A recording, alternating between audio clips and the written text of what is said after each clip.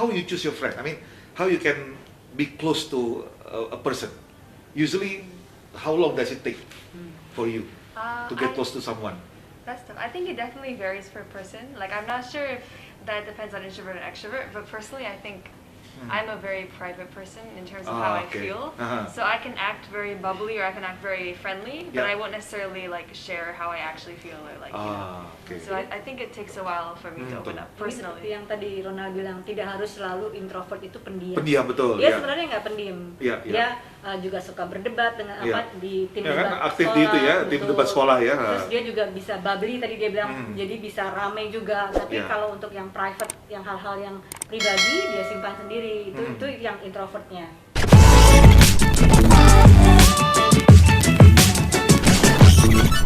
Selamat berjumpa kembali dengan saya Ronald Tuhatu dalam Leadership Toolbox Podcast. Saya adalah seorang psikolog organisasi dan konsultan sumber daya manusia. Dan kali ini tamu kita sangat spesial seperti biasa, Mbak Puri dan Nina ya. Dan terima kasih telah datang ya, Mbak Puri dan Nina. Ini lama-lama ketagihan nih, bakal sering nih kita nih jadi tamunya nih. Nah, kali ini kita akan membahas sambungan beberapa episode yang terdahulu, yaitu tentang introvert dan extrovert ya. Tapi dalam konteks kehidupan keluarga, bagaimana Mbak Puri seorang extrovert mengasuh anaknya dan menghadapi Nina yang introvert ya. Sebelumnya kita akan bahas dulu nih ya, introvert extrovert perbedaannya. Jadi perbedaan introvert dan extrovert, atau kita pisahkan satu kontinum. Introvert adalah orang-orang yang mendapatkan energi dari interaksi dengan dunia dalam. Dirinya sendiri ya. Dengan diri sendiri ya, jadi dalam pikirannya ya. Extrovert adalah mendapatkan energi dari berinteraksi dengan orang lain. Nah, jadi jangan disalahartikan bahwa introvert pendiam, extrovert adalah orang yang banyak bicara. Nah, itu kesalahpahaman yang sering terjadi. Kebanyakan orang berpikir seperti itu. Kebanyakan berpikir seperti itu ya. Nah, sekarang kita coba akan membahas nih dengan Mbak Puri. Mbak Puri sendiri apa? Ini kan Mbak Puri adalah seorang praktisi komunikasi dan extrovert ya. Kebetulan iya, saya rasa. Saya mendapatkan energi kalau saya ketemu orang lain, saya berinteraksi dengan orang lain. Apalagi dunia pekerjaannya adalah komunikasi media ya. Sebagai Mbak Puri pernah jadi wartawan ya. Iya. Nah, kalau Nina sendiri, you consider yourself as an introvert? Yes, definitely. Can you tell us about how does it feel being an introvert? I think it's very misunderstood because I think a lot of people see it as just, oh, you're quiet or you don't have many friends or like you're lonely. No, it's not that. You can have really your personality when you're outside, when you're with friends or when you're meeting new people. It can be very similar to extroverts. I think it's more, it takes energy to meet new people or to interact with people, and then you gain energy from being alone, from relaxing, being able to just chill without having to talk to anyone else. So you don't feel like when I saw you reading your book, it's not that you feel terrible, or you enjoy it that moment. Jadi kalau sendirian itu orang introvert bukan karena kesepian ya. Iya, bukan karena nggak punya. It's not because you don't have a friend. No, Or you're lonely, or like you don't wanna talk to other people. Well, sometimes I don't wanna. Tapi lebih kepada memang membutuhkan waktu untuk sendiri ya. Iya, betul. Nah, sekarang kalau Puri, bagaimana nih pengalaman Puri selama ini? Kalau kita coba dengarkan juga ya pola asuh yang dilakukan oleh Puri, karena menarik nih. Ada satu hal, ini adalah dua budaya yang berbeda, dan juga sebenarnya ada satu faktor lagi nih yang berpengaruh adalah teknologi ya, karena anak-anak sekarang kan mereka sangat melek teknologi ya. Betul. Teknologi savvy. Jadi gimana nih Mbak Puri, kita gabung aja nih ya. Boleh. Untuk ibu-ibu yang bekerja juga, sehingga bagaimana membesarkan anak dengan tipe kepribadian yang berbeda, menghadapi bahwa mereka juga mahir tentang teknologi, sehingga mereka mendapatkan informasi bahkan mungkin lebih dari yang ibunya dapat. Betul. Iya. Kalau saya mikirnya adalah zaman dulu orang tua ya, bisa bilang bahwa mereka lebih tahu dari anak-anak. Tapi kalau zaman sekarang belum tentu, karena anak-anak bisa semua cari di online. Bahkan bisa mungkin tahu lebih banyak daripada orang tuanya. Jadi kalau sekarang saya nggak bisa ngasih tahu Nina begini, nanti soalnya dia bisa cari sendiri, bener nggak nih katanya ibunya. Jadi ibunya bisa dikoreksi ya kan, dan dia sudah pernah berkali-kali begitu kan. Gimana perasaan Mbak Puri sendiri ketika menghadapi bukan apa ya, kalau bahasa Malaysianya itu cabaran atau tantangan dari anaknya atau mendapat apa debat, debat dari anaknya. Apa perasaan Mbak Puri ya sebagai seorang wanita Jawa ya? Apa yang dirasakan? Indonesia. Oke. Kalau buat saya, anak mempunyai argumentasi atau berdebat itu nggak apa-apa. Justru itu melatih dia untuk berpikir lebih mandiri dan juga punya stand atau punya pendapat betul. Dan juga selain punya pendapat juga dia bisa mempertahankan pendapatnya, berargumentasi. Dan buat saya itu bukan sesuatu yang negatif, itu justru bisa menjadi sesuatu yang positif dan menjadi kekuatan dia. Dan seperti kemarin kita sudah bicara bahwa justru dia tuh bisa berdebat dan kemudian bisa menjadi leader di tim sekolah itu karena hal itu. Jadi ada hal-hal positif. Jadi saya pikir tidak harus dilihat selalu negatif, tapi bisa juga menjadi hal yang positif. Ada pengalaman pada waktu kecil bagaimana Nina benar-benar seperti tidak mau menjalankan apa yang ibunya dalam tanda kutip perintahkan atau ibunya katakan? Pernah. Waktu itu Nina masih mungkin umur 5 tahun, masih balita ya. Tapi karena dia mungkin cepat menerima pelajaran, dia sudah mulai bisa menulis. Jadi umur 5 tahun. Apa yang terjadi waktu itu? Ya waktu itu saya minta dia untuk melakukan sesuatu, tapi dia nggak mau. Dan tapi dia juga. Jadi karena saya juga mengajarkan dia untuk sopan kepada orang tua, jadi dia juga bingung antara keinginan pribadi dengan keinginan ibunya. Akhirnya yang dia lakukan adalah dia membuat kartu, dia gambar depannya, dan dia gambar dia sama ibunya. Di dalamnya dia tulis tuh, dia tulis, "Mommy, sebenarnya saya tidak mau melakukan apa yang Mommy minta saya lakukan, karena memang saya tidak suka." Jadi dia terus terang mengekspresikan perasaannya. Betul. Dan dia tahu mungkin kalau dia ngomong langsung akan berdebat mulut sama saya. Ini anak 5 tahun loh. Anak 5 tahun. Tapi kemudian dia tulis. Remember that?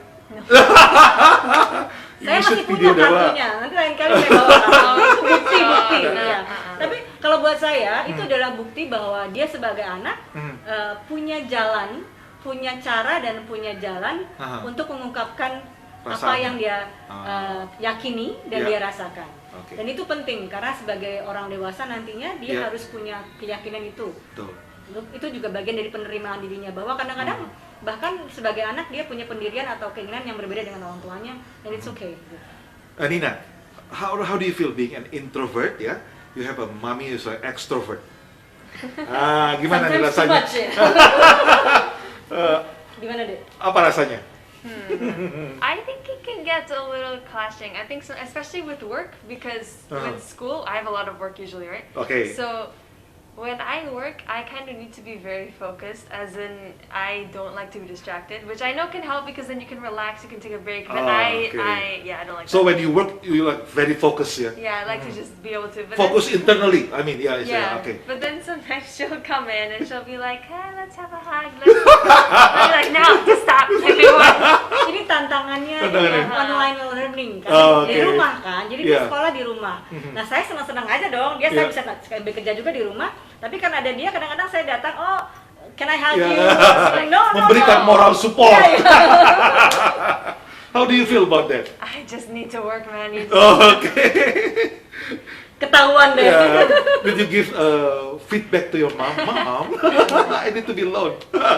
Or you can put a signage in your door. No trespassing. Kadang-kadang dia lagi belajar nih ya, lagi belajar gitu, terus saya lewat karena saya tadi itu saya ekspresif, jadi saya ngomong atau nyanyi atau melakukan sesuatu, dia denger kan karena kalau online, kalau lagi Zoom kan sama guru-guru itu mic-nya on ya. Kedengeran ya. Terus dia langsung, "Mami, diam." Jangan bersuara. No, because I don't know. It's always when I'm unmuted that she makes a noise. So I can stay muted, no one can hear me, and then I unmute to say something, and then she's like, "Ah!" And it's like, Okay, guys. No, okay. So if you want something from your mom atau ini, if you have a request or whatever, how you try to influence her? Cara merayu, persuasi. How do you? Bagaimana caranya? I want a new watch or new mobile phone or whatever. How do you try to sell that idea to her? So how do you persuade your mom? I don't know if I want to tell you that. But okay, Rahasia, don't strategi. tell. Just the strategy. What do you think you will try to? I mean, consider that different style. I'm scared. I don't really know. I can give your mom a headset. Yes, yeah. That's okay. Or In a safe place. you think that your mom will prefer to have a lot of discussion before she said something yes to you? Yeah, I think so. I think she's a type of person who needs to know all the details. So Oh, she needs to okay. know everything about it so she can kind of deliberate before. So you already prepare with all the reason, the pro and con, right? I think so, yeah. I think telling with you especially, I think telling you in advance, like very in advance, so she has time to think it or like talk about it. I think that's Okay. Dan itu tadi yang dia bilang informasi. Jadi kalau kita mau bicara sesuatu, informasinya harus lengkap. Yeah, Kalau dia yeah. mau sesuatu juga informasinya harus lengkap karena kalau buat saya, Yeah. mungkin latar belakang saya juga dari wartawan ya. Jadi Yeah. kalau kita membuat keputusan itu harus merupakan informed decision. Jadi Okay, keputusan yang berdasarkan informasi yang lengkap, Lengkap, jangan baik. setengah-setengah. Ya. Nah, kalau pengalaman nih ya dalam situasi teknologi yang informasi yang banyak nih, bagaimana menghadapi soal-soal yang sensitif? Yang kadang-kadang anak lebih tahu daripada orang tua. Contohnya? Ya, masalah-masalah yang pribadi misalnya gitu ya. Bagaimana cara Mbak Puri mengontrol arus informasi tersebut? Nah mungkin itu kalau saya punya cara pandang yang agak berbeda. Iya. Mungkin kalau orang masih banyak yang bilang bagaimana mengontrol informasi untuk diterima anak yang Betul. baik ya. Kalau saya lebih kepada saya nggak bisa ngontrol. Saya tahu Aha. keterbatasan kita sebagai orang tua karena sekarang tadi seperti Ronald bilang Iya. semua bisa online bisa langsung, Betul, ya. ya kan? Bagaimana mengontrolnya? Dia Oke. bukan kalau Apa yang dilakukan? Nah kalau masih balita bisa pakai apa? Ya, parental control. Iya, parental Ya. control. Tapi kalau udah remaja kan, nah jadi yang bisa saya lakukan adalah memberi dia bekal Mhm. agar dia tahu dan bijak memilah Iya. mana informasi yang baik dan yang buruk dan kemudian mana informasi yang akurat atau relevan Ya. dan mana yang fake news atau ya dia atau tidak jelas. Jadi itu yang kadang-kadang saya diskusikan sama dia. Oh, Gitu. oke. Jadi bukan mengontrol tapi Iya. memberikan dia bekal agar dia tahu Tentang mana yang Betul. nilai utama yang diajarkan kepada betul, dan informasi ditanamkan seperti ya. apa yang Sehingga dia bisa mampu memfilter sendiri informasi yang masuk betul. nanti. Jadi saya rasa itu lebih penting. Lebih penting. Oke. Bagaimana menurut Bang Ronald? Ya itu memang penting ya. Jadi penanaman nilai budaya, nilai-nilai utama, terutama sejak kecil itu yang memang kita nggak bisa mengontrol informasi ya. Betul. Dia bisa dapat dari tempat lain ya. Kadang-kadang anak-anak sekarang tahu website mana yang harus dikunjungi dan Lebih tahu dia lebih tahu. pinter, ya. Kembali kepada dengan Nina yang berbeda tipe nih ya. Pernah nggak Mbak Puri ini mendapatkan keluhan dari orang lain tentang perilaku Nina yang introvert disalahartikan oleh pihak lain? Pernah. Jadi waktu itu kita di Vietnam, masih baru pindah sekolah dan Nina masih SMP ya. SMP ya, oke. Ya, SMP. Nah, terus dia kebetulan memang suka membaca. Iya. Jadi di sekolah itu dia ketika teman-temannya istirahat bermain, Iya. di sana lah di sini berisik apa segala macam, dia sibuk membaca dan asik membaca. Aha. Nah, itu sampai berhari-hari. Tidak mingle dengan teman-temannya. Betul. Dan gurunya sampai telepon saya gitu, Ibu ini kenapa anaknya tidak bermain dengan teman-teman yang lain? Apakah dia punya kesulitan bersosialisasi Yeah. atau bermain berinteraksi dengan orang lain atau dia ada masalah? Terus saya bilang bukan, memang dia senang membaca. Yeah. Jadi kalau memang dia lagi pengen baca, dia nggak peduli dengan dunia luar. Itu mungkin dari sisi introvert tadi ya. Yeah. Dia sedang mendapatkan energi, mencharge energinya Iya. itu dengan membaca sendiri, menikmati Kesendiriannya. bacaannya, betul, menikmati bacaannya. Jadi, tapi ketika dia memang sudah selesai membaca dan senang pengen bermain, dia akan taruh bukunya dan dia main lagi. Bisa ya bergabung Ya, dengan oke. itu awalnya gurunya sempat So, khawatir. ada kesalahpahaman dipikir Betul. Nina tidak mau bergaul. Betul, How many friends do you have? banyak. Banyak ya. So, in how you choose your friend? I mean, how you can be close to a person? Usually, how long does it take for you to get close to someone? That's tough. I think it definitely varies per person. Like, I'm not sure if that depends on introvert and extrovert, but personally, I think I'm a very private person in terms of how I feel. So I can act very bubbly or I can act very friendly, but I won't necessarily like share how I actually feel or like. So I think it takes a while for me to open up personally. Yang tadi Ronald bilang tidak harus selalu introvert itu pendiam. Pendiam betul. Dia sebenarnya nggak pendiam. Dia juga suka berdebat dengan di tim debat kan aktif di itu ya, tim debat sekolah ya. Terus dia juga bisa bubbly tadi dia bilang, jadi bisa ramai juga. Tapi kalau untuk yang private, yang hal-hal yang pribadi dia simpan sendiri. Itu yang introvertnya. Gitu. Tapi gimana? Sekarang sudah do you already know, understand your mom, right? I mean, kalau dia berbicara ya dia need human touch to human interaction, human interaction. Well, you need me time to recharge your battery. Oke. Nina mau jadi apa nanti kalau udah besar? Kalau udah university, apa? What kind of occupation or profession that you imagine? Saya tidak tahu. I like writing. I think being a writer would be very interesting. But I think overall, I don't know. I feel like a lot of the times, whenever someone asks about like a child's future or like what do you want to be when you grow up, it's so like, if this makes sense, career focused. You know? So it's always like, oh, your future will surround like center. Like the center will be your career. Sometimes it's like, well, it doesn't necessarily have to be like the main focus of your life, right? You can grow up and then your goal. I'm sorry, this is getting a little bit off topic. But you can grow up and then your goal can just be, for example, to live in a certain city or to take up certain hobbies or to have talents that don't necessarily have to be about making money. Okay. Oh, that's very good. Coming from a 17 years old. Not yet, 16. Oh, 16. Tapi juga mungkin hal lain adalah kadang-kadang juga arah hidup kita dan apa yang kita mau itu kan bisa berubah. Iya. Gitu. Kalau mungkin kalau Puri emang dulu pengen jadi wartawan atau Kalau dulu waktu kecil saya pengennya jadi pelukis dan penulis. Tapi emang ada ya penulis yang wartawan. Tapi kalau sekarang juga saya kalau masih ditanya pengen apa, tetap pengen jadi penulis dan pelukis. Masih bisa. Masih bisa. Is a question or is it? Ya, jadi saya menghargai kalau anak saya yang 16 tahun bisa melihat bahwa bahkan ketika saya sudah jauh lebih tua, udah di atas 40 pun masih bisa meraih mimpi masa kecil loh. Saya pikir tadi Mbak Puri masih di bawah 30. Asik.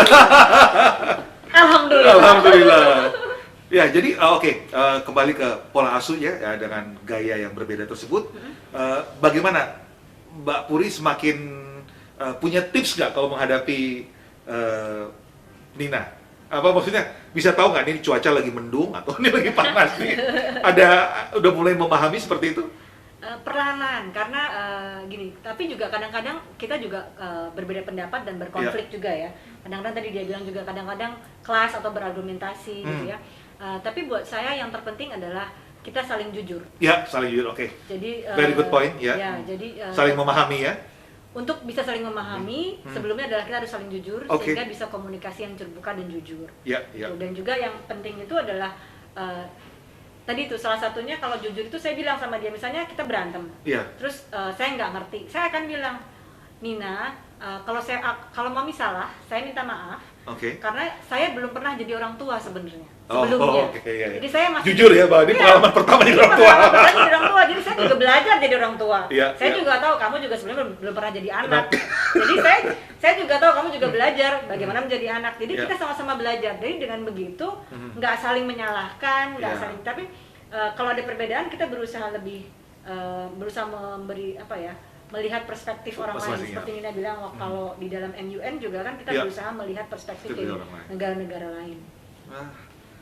Ya, baik. Waduh, ini terima kasih banyak nih, selalu dapat hal-hal baru ya. Kalau dengan Mbak Puri, dengan Nina nih ya. Nah, jadi memang kalau kembali kepada introvert extrovert tadi, saya mau mengutip lagi yang dikatakan oleh Mbak Puri, kejujuran pertama. Ya, kejujuran ini terlepas dari tipe kita, tetapi setelah itu kita juga mampu saling memahami. Jadi sebelum memahami kita harus saling jujur. Betul. Ya. Dan itu mungkin satunya juga jujur menerima kita itu introvert apa extrovert. Iya, betul. Yang juga penting. Ya, tidak harus mengubah ya. Nah, sekali lagi teman-teman ya, introvert bukan berarti pendiam ya, extrovert bukan berarti banyak bicara, tetapi itu lebih bagaimana orang tersebut memperoleh energi. Nah, dan dengan pemahaman itu kita tentu akan mempunyai hubungan yang lebih harmonis lagi. Mbak Puri dan Ibu Nina. Belum ya, nggak mau jadi ibu-ibu ya. Terbalik. Miss Nina. Terima kasih banyak ya untuk sharing pengalamannya dan berbagi tadi. Seru banget nih lihat Mbak Nina dengan mamahnya nih. Pasti menarik nih ya. Demikianlah episode kita kali ini. Saya Ronald Tuhatu. Saya Nina. Saya Puri. Dalam Leadership Toolbox Podcast.